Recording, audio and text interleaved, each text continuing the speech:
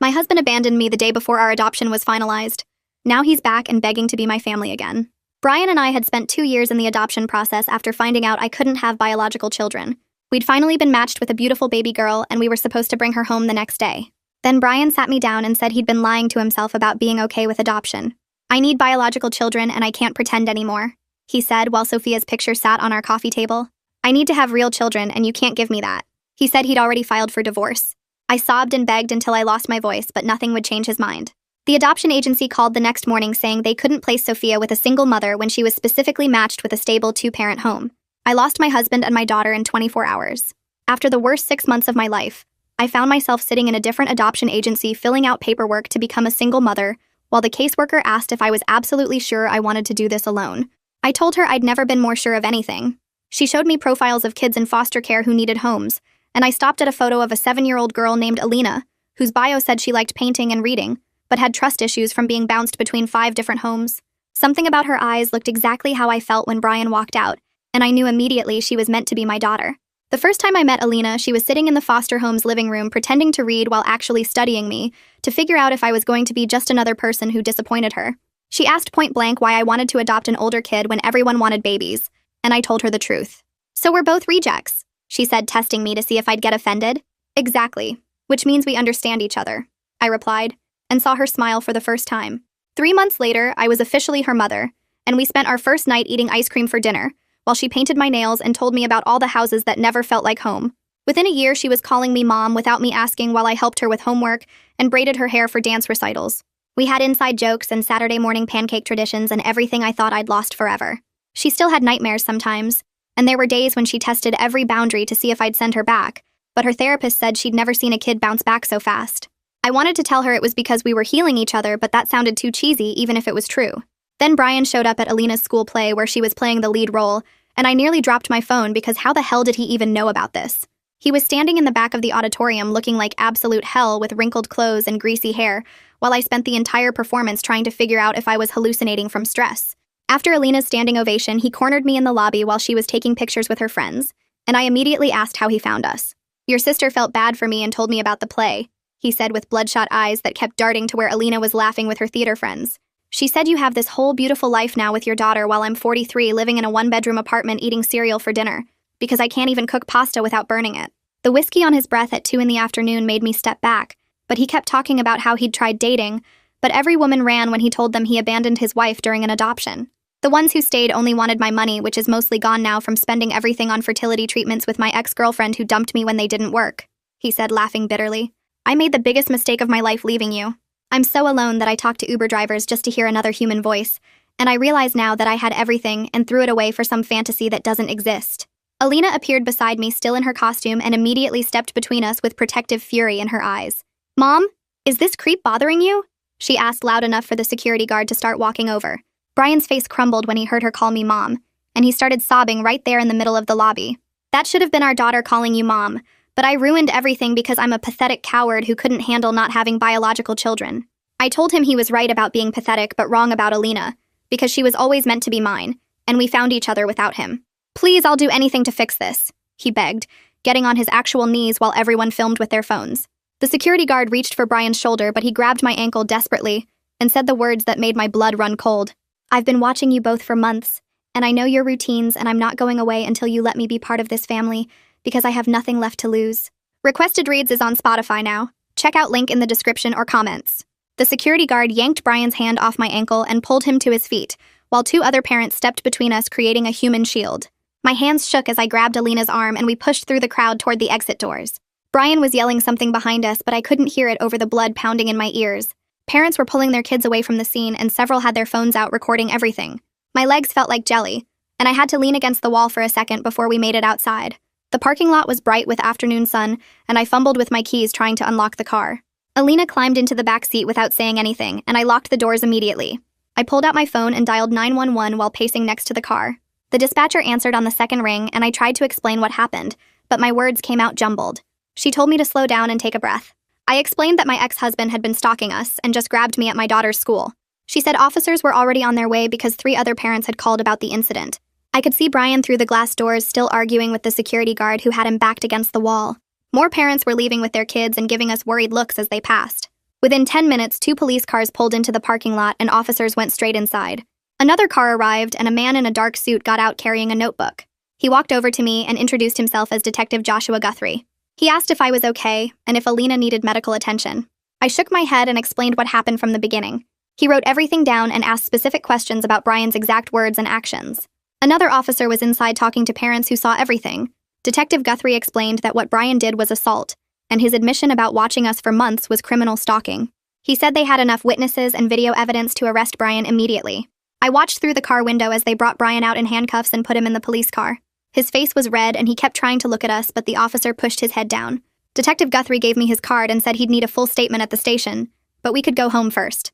He recommended I contact a family law attorney immediately about getting a restraining order. The drive home took forever because I kept checking the mirrors to make sure no one was following us. Alina stayed quiet in the back seat playing with the hem of her costume. When we got to our apartment, I checked every room even though I knew Brian was in custody. That night after Alina finally fell asleep, I went online and ordered a doorbell camera with overnight shipping. I installed the app on my phone and set up motion alerts. Then I went through the apartment checking every window lock and putting chairs under the doorknobs. Every car that drove by made me jump and check the window. I couldn't sit still and kept walking from room to room making sure everything was secure. Around midnight, I finally tried to sleep but kept getting up to check on Alina and look out the windows. The next morning, I called the number Detective Guthrie had given me for Sienna Webster. Her assistant said she could see me that afternoon for an emergency consultation. I dropped Alina at the school and explained to the office staff what happened. They said they'd keep her inside during recess and make sure no one picked her up except me. At the attorney's office, Sienna listened to my story and looked at the police report Detective Guthrie had already sent over. She said we needed to file for an immediate restraining order based on Brian's threats and the physical assault. She explained the process would take a few weeks, but we could get a temporary order within days. She helped me write out a declaration describing everything that happened, including Brian's admission about stalking us. That evening, I sat down with Alina at the kitchen table. I explained that Brian was someone from my past who was confused and that the police were making sure he stayed away from us. She listened without interrupting, then asked if we needed to pack go bags like she used to in foster care. My heart broke hearing her say that, but I told her we were safe in our home. She nodded, but I could see she didn't fully believe me. The next day, River Kavanaugh called me personally. He said he'd heard about the incident and wanted to discuss new safety measures at the school. They were implementing a pickup password that only I would know, and Alina would wait in the office until I arrived. He assured me Brian's photo had been distributed to all staff and security, with strict orders not to let him on the school property. He said they took these situations very seriously and would do everything to keep Alina safe. After I hung up, I finally called my sister.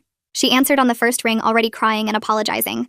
I cut her off and told her that her feeling sorry for Brian could have gotten us hurt, or worse. She tried to explain that he seemed so sad and lost, but I didn't want to hear it. I told her she'd violated my trust by giving him information about our lives, and I couldn't forgive that right now. She sobbed harder, but I hung up. 2 days later, Anastasia Schaefer called and said she had an opening for an emergency session. Alina and I went together, and she had Alina draw while we talked. Alina drew pictures of our apartment with thick black walls all around it. Then she drew us inside with more walls between us and the door. Anastasia explained that Alina was processing the trauma and trying to create safety in her drawings. She helped me understand how to support Alina without letting my own fear make things worse. She said kids pick up on adult anxiety, and I needed to project calm even when I didn't feel it. The next week, Sienna called and said it was time to file the official restraining order paperwork. We went to her office and spent 3 hours going through every detail. She'd gotten the videos from parents who filmed the incident and made screenshots showing Brian on his knees grabbing my ankle. She included those with our filing along with my declaration and the police report. She said the evidence was strong and judges took stalking cases involving children very seriously. That night, I found Alina sitting on her bed with every single light in her room turned on, including the desk lamp and the night light she hadn't used in months.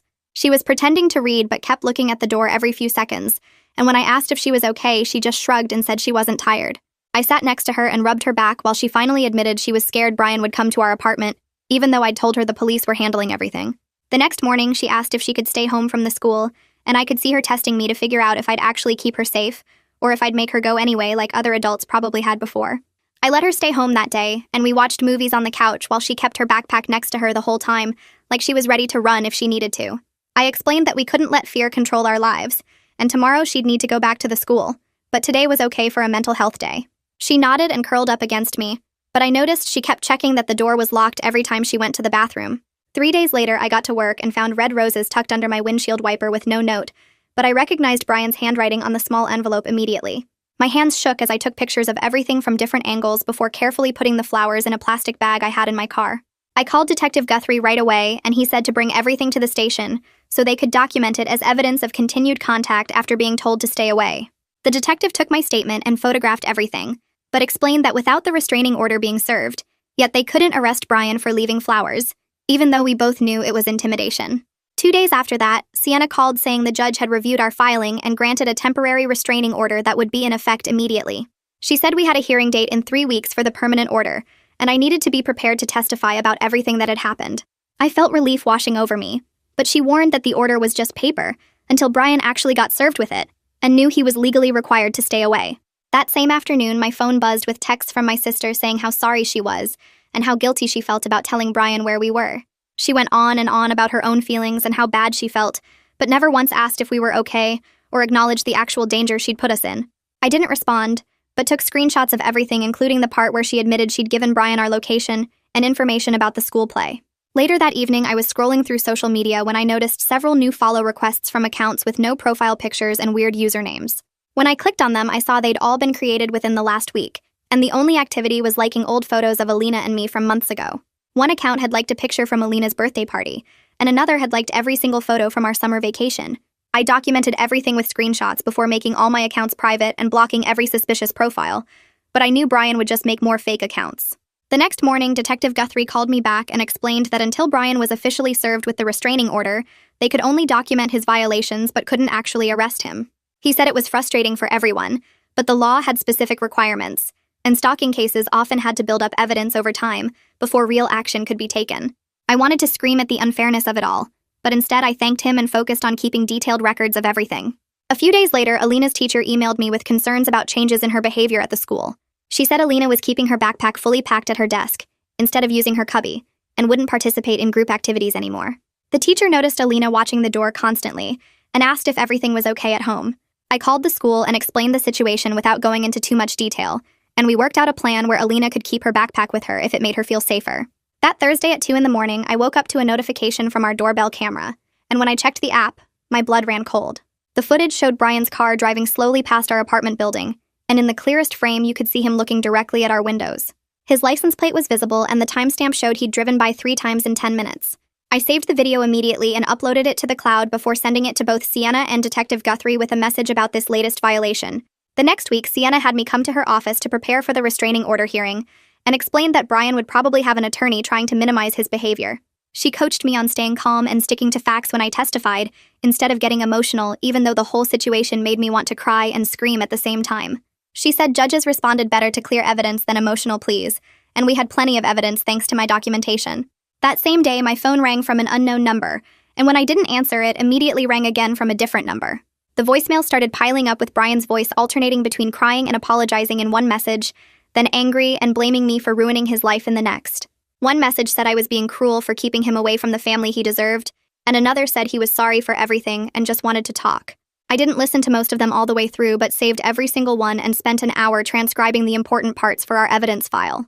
The next morning, River called me into his office before school started and showed me the new pickup system they'd put in place where Alina would wait in the main office instead of the regular pickup area until I walked inside to get her. She wasn't happy about being different from the other kids when I explained it to her that afternoon, and kept asking why she couldn't just wait outside like everyone else, but I told her it was just for a few weeks until things got sorted out. My sister texted me that night saying she wanted to help fix what she'd done and offered to write a statement for the court about Brian's drinking and how bad he looked when she'd talked to him. I forwarded the text to Sienna, who said it could help our case, so I texted back one word, yes, and didn't respond to any of her follow-up messages asking if we could talk. 2 days later, my work email dinged with a message from Brian's personal account, and the subject line alone made my stomach turn because it just said, Sophia, over and over like he'd typed it 20 times. The email was pages long, rambling about how Sophia should have been our baby, and how he'd looked her up online and found out she'd been adopted by another couple who posted photos of her first birthday party on Facebook. He wrote about how those people stole our life, and how Alina was nice, but she wasn't really ours the way Sophia would have been because we didn't get her as a baby. I forwarded it to Sienna and Detective Guthrie without reading past the first few paragraphs because it made me want to throw up. That Thursday during Alina's therapy session, she looked at Anastasia, then at me, and asked in this small voice if Brian could take her away from me and make her go back to foster care. I pulled her into my lap right there on the couch and told her that our adoption was final and legal, and no one could ever break it while my heart pounded, because what if Brian tried something crazy with the courts? Anastasia helped explain how adoption worked, and that Brian had no legal rights to her, but I could see Alina wasn't totally convinced and kept holding my hand tighter than usual. Friday afternoon, Detective Guthrie called to tell me they'd finally served Brian with the temporary restraining order at his apartment complex that morning. He said Brian had answered the door drunk at 11 in the morning and started crying when he saw the papers but took them without a fight. The detective warned me that people often got worse after being served because now it was real and official, and Brian might try to reach out more desperately. That weekend, Alina woke up screaming at 2 in the morning for the first time in months, sobbing that someone was taking her away and she couldn't find me. I held her while she shook and we went to the kitchen to make hot chocolate even though it was the middle of the night.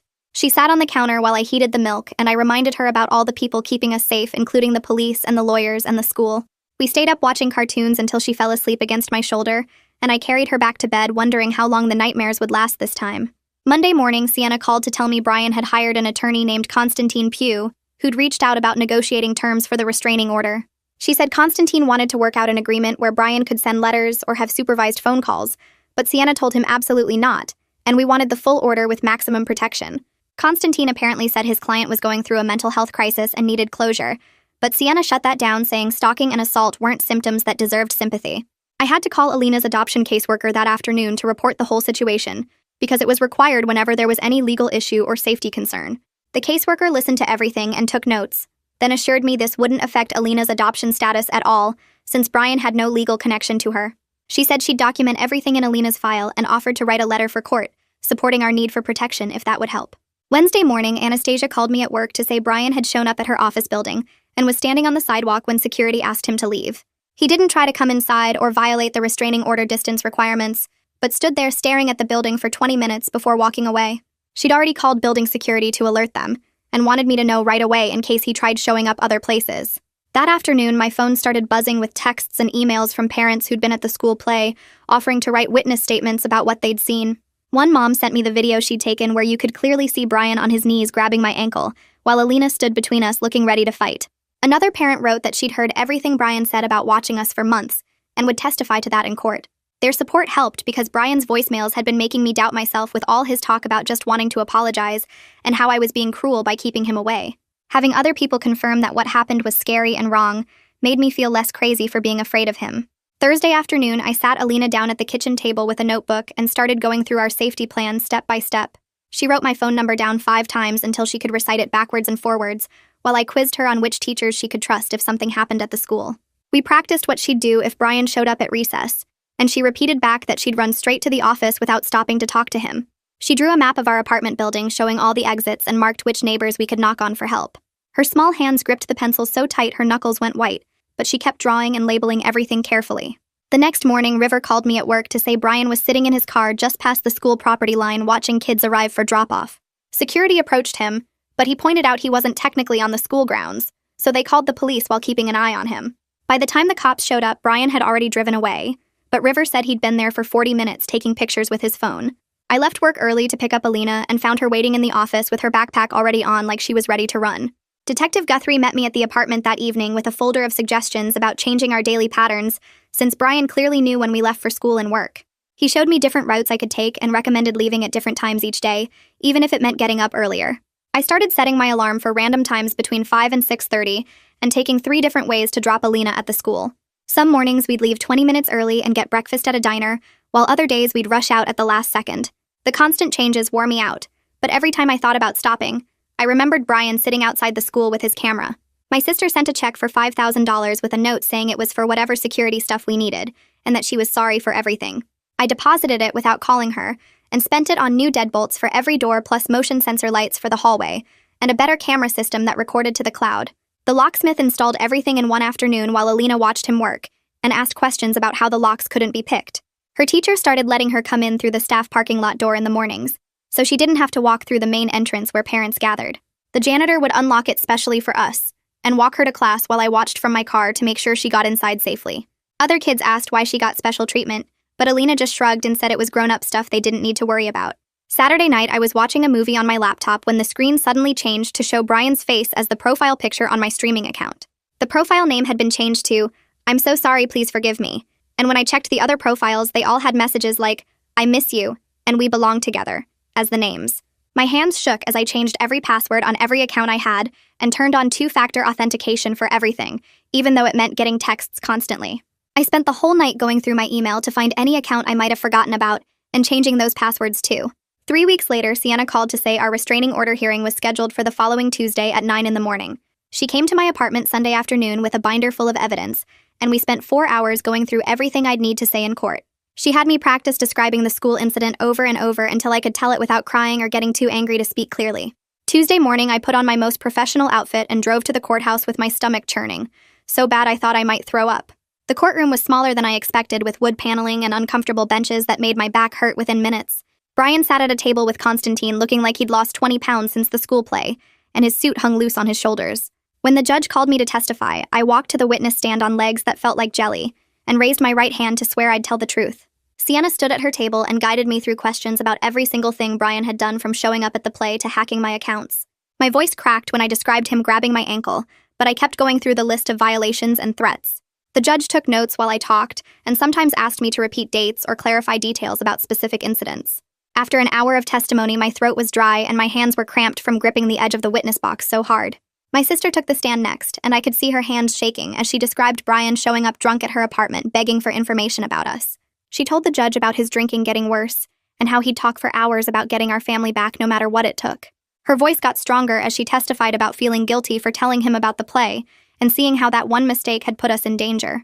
Constantine stood up for his turn and tried to make Brian sound like a sad man who just wanted to apologize for past mistakes. He talked about Brian's depression and loneliness, but the judge cut him off to point out that mental health problems didn't excuse stalking and assault. Constantine tried again, saying Brian never meant any real harm, but the judge pulled up the photos of Brian's hand wrapped around my ankle at the school.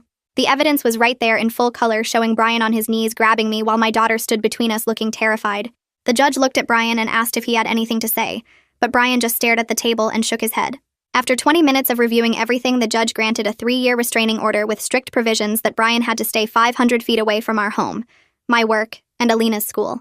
He also ordered Brian to complete alcohol counseling within 60 days and to surrender any firearms to the police within 48 hours. The bailiff opened the heavy wooden door and I walked out into the hallway clutching the restraining order papers. So tight they crinkled in my hands while Sienna packed her briefcase and told me this was a solid win that would keep us safe for 3 years. My legs felt wobbly walking down the courthouse steps, but the fresh air hit my face, and for the first time in weeks I could breathe without that tight feeling in my chest. Alina was waiting at her after-school program, and when I picked her up, I showed her the official court stamp on the papers and explained that Brian had to stay away, or the police would arrest him immediately. That night, we ordered 2 large pizzas with extra cheese and put on her favorite movie about the girl who saves her village, while we built a blanket fort in the living room and ate straight from the boxes. She fell asleep halfway through the movie with her head on my shoulder and pizza sauce on her pajamas, and I carried her to bed feeling like maybe we could finally have normal nights again without checking the locks every 5 minutes. 3 days later, I was washing dishes when movement outside caught my eye, and there was Brian's car creeping down our street at maybe 5 miles per hour, with him staring right at our apartment windows. I grabbed my phone and recorded through the kitchen window, getting clear footage of his license plate and his face turned toward our building while he drove past twice more before finally leaving. The timestamp on the video showed 7:43 p.m., and I immediately called 911 to report the violation, while pulling up the other camera footage from our doorbell that showed the same car passing by from a different angle. The dispatcher said units were already looking for Brian because of the restraining order in the system. And within 2 hours, Detective Guthrie called to say they'd arrested him at his apartment, where he was drunk and crying about just wanting to see if we were okay. Brian spent that night in jail, and Guthrie explained that violating a restraining order was automatic arrest, with no warnings or second chances, and the judge would probably add jail time for breaking the order so fast. That weekend, Alina and I went to the park for the first time without me constantly scanning the parking lot, and she actually played on the swings while I sat on a bench reading a book instead of watching every person who walked by. We got ice cream from the truck and fed ducks at the pond, and nobody followed us home or left weird messages or made me feel like I needed to look over my shoulder every 30 seconds. Monday morning, Sienna called to explain that Brian's violation actually helped our case because it proved he couldn't follow court orders, and the prosecutor was pushing for the maximum sentence of 6 months plus mandatory counseling and alcohol treatment.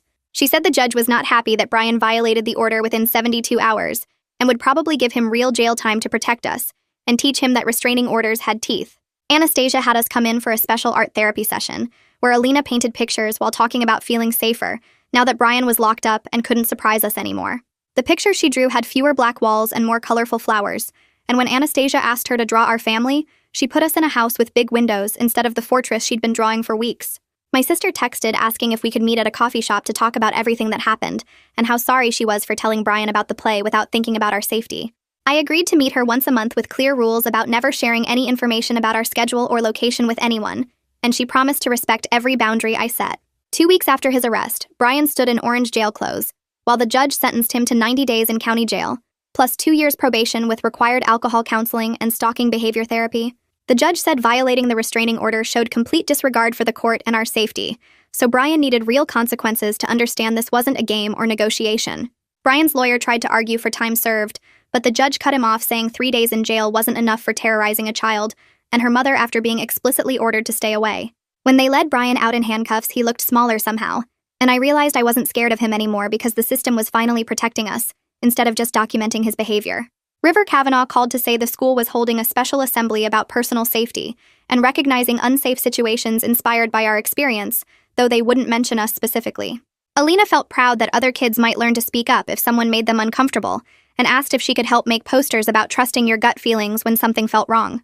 The counselor said Alina was showing amazing resilience by wanting to help others, and this was a healthy way to process her experience into something positive. 3 months felt like enough time to actually relax and stop jumping every time a car door slammed or someone knocked on our door without calling first. My therapist's office had those ugly brown chairs that made weird noises when you shifted, but I sat there every Tuesday morning trying to figure out why I still checked locks 5 times, even with Brian behind bars.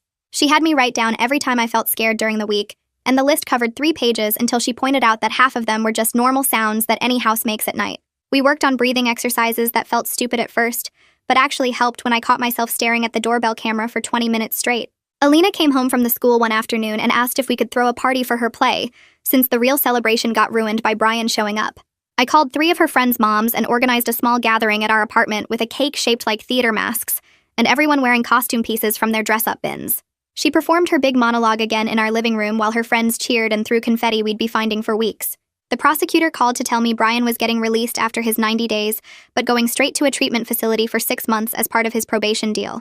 Sienna said she'd monitor everything through the court system and make sure he stayed compliant with all the requirements, including the no-contact order. Detective Guthrie stopped by to officially close our active case file, but left his direct number and promised they'd respond fast if Brian tried anything. He said most stalkers gave up after real jail time, but to stay careful anyway since Brian had shown such obsessive behavior before. I noticed Alina stopped keeping her backpack by her bed and actually unpacked it completely for the first time since the whole mess started. She even asked if we could paint her room a new color for summer, which meant she was thinking about the future instead of being ready to run. My sister started picking up groceries for us every Sunday, and dropping Alina at dance class on Wednesdays without me having to ask. She never pushed for more than I offered and always texted before coming over instead of just showing up like she used to. A thick envelope arrived from Brian's treatment facility with his therapist's letterhead, but I didn't even open it before filing it in the folder with all the other legal documents. Sienna said I had no obligation to read anything from his treatment team, and maintaining no contact was the healthiest choice. The school held their end-of-year awards ceremony in the same auditorium where Brian had grabbed me, but this time I watched Alina walk across that stage to get her Art Achievement Award without scanning for threats. She held up her certificate and smiled so big while I took pictures from the same spot where everything went crazy months ago. One morning I realized I'd gone 2 whole weeks without checking the doorbell camera first thing when I woke up. The safety stuff was still there, but it felt like wearing a seatbelt instead of armor now. Alina found me organizing her school papers and asked the question I'd been dreading since Brian showed up at her play. "Is that man ever going to be my dad?" she asked while coloring at the kitchen table. I sat down next to her and told her no. She already had all the family she needed right here with me. She nodded and went back to her drawing, adding flowers around the edges. "Good. I like it better with just us," she said without looking up. My chest got tight, but in a good way this time. 6 months passed, and I found us a new place across town with better schools and a small yard where Alina could paint outside. The moving truck pulled up on a Saturday morning, and my sister showed up with coffee and donuts even though I hadn't asked her to come. She grabbed boxes without saying much, and when Alina's hair kept falling in her face while carrying her art supplies, my sister pulled out a hair tie and asked if she could help. Alina stood still while my sister braided her hair the same way she used to braid mine when we were kids, and I watched them from the doorway pretending to check my phone. We unpacked everything that weekend, and Alina picked the bedroom with the window facing the backyard where she could watch birds while drawing. Detective Guthrie called Tuesday afternoon while I was hanging pictures to tell me Brian finished his 6-month treatment program without any incidents or attempts to contact us. He said the court would keep monitoring, but Brian seemed to finally understand the boundaries and was living with his parents in another state now. I thanked him and filed the paperwork with all the other legal stuff I hoped to never look at again. Alina spent the next few weeks planting flowers in our new garden, getting dirt under her fingernails and paint on her jeans while creating what she called our rainbow corner. She hung wind chimes from the fence and painted rocks with inspirational words she found online, turning our little yard into something that felt completely ours.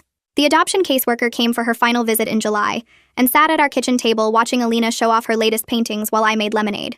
She wrote in her report that we'd handled the crisis better than most families, and our bond was stronger because we'd protected each other through it.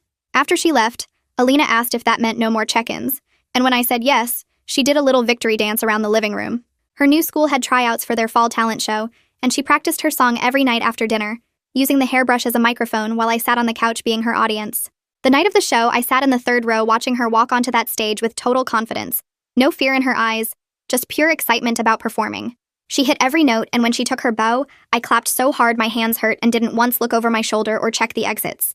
A whole year went by, and suddenly we were arguing about whether she had to eat vegetables before dessert and why homework had to come before TV time. Brian's name stopped coming up in therapy, and then we stopped needing therapy at all because our problems were normal kid stuff now. Saturday mornings became our sacred time again, with Alina learning to flip pancakes without dropping them while telling me about her week at the school. She'd gotten taller and her hair was longer, and she'd stopped keeping that backpack by her bed months ago. This particular Saturday, she was mixing chocolate chips into the batter, even though I said plain was healthier, and she looked at me with those eyes that weren't scared anymore.